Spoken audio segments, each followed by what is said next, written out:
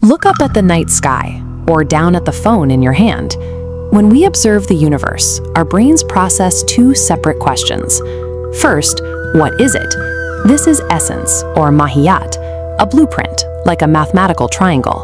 It's logically perfect, even if no physical triangle exists. Second, does it exist? This is existence, or wujud. To make an idea real, you must add this separate property. Splitting reality into these two distinct pieces, the abstract blueprint and the physical presence, creates an immediate, massive problem. How exactly do they connect? In the 11th century, the philosopher Avicenna looked at this split and drew a radical conclusion. He argued that for ordinary things in the universe, existence does not naturally belong to their essence.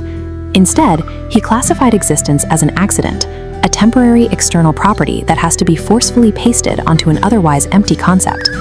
Think back to the architect's floor plan. That blueprint, no matter how detailed, has zero internal power to summon the bricks, mortar, and labor required to build the house. Reality requires an external force. Avicenna used this gap between the blueprint and reality to construct an entire theological system. But later thinkers fired back, arguing that separating a thing from its physical reality reduces the entire universe to an illusion. We are going to weigh these two arguments to see whether Avicenna achieved a logical masterclass or made a metaphysical error that strips the physical world of its actual meaning. Avicenna categorized everything around us, you, me, the stars, as a possible being, or mumkin al-wujud. These are things with an essence, but require an outside cause to pull them into reality. This animated flowchart shows how his hierarchy works. Because possible beings at the bottom cannot grant themselves reality, they absolutely demand a necessary being at the top. This is a creator whose very essence is existence itself, who infuses them with reality. Avicenna developed this specific structure to solve a major problem inherited from Aristotle. Aristotle maintained that the physical universe had no beginning, that it was eternal. An eternal universe was a massive threat to medieval Islamic and Christian theology. If the universe has always been here, there is no initial moment of creation. That eliminates the obvious need for a creator.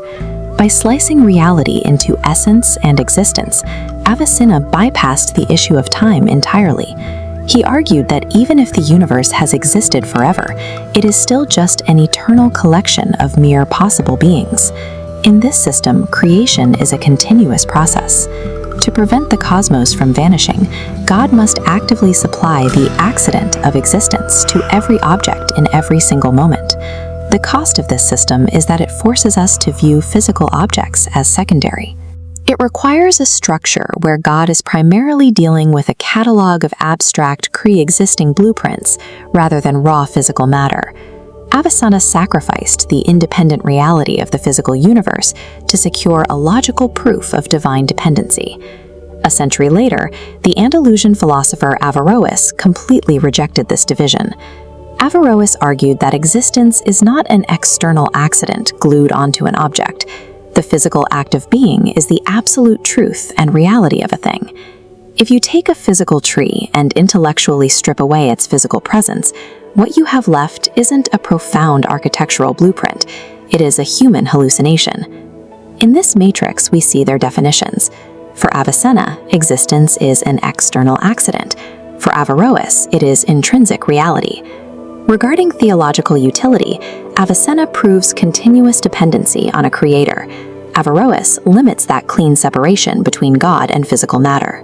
Averroes grounds his philosophy in strict material truth.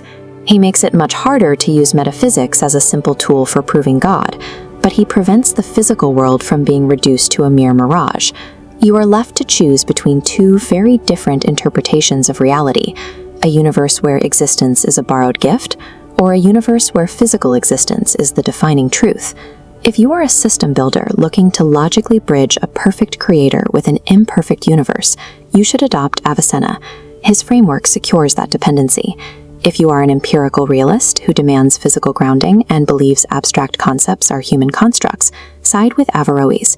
These two paths will always cause friction because they prioritize completely different metrics for what qualifies as real.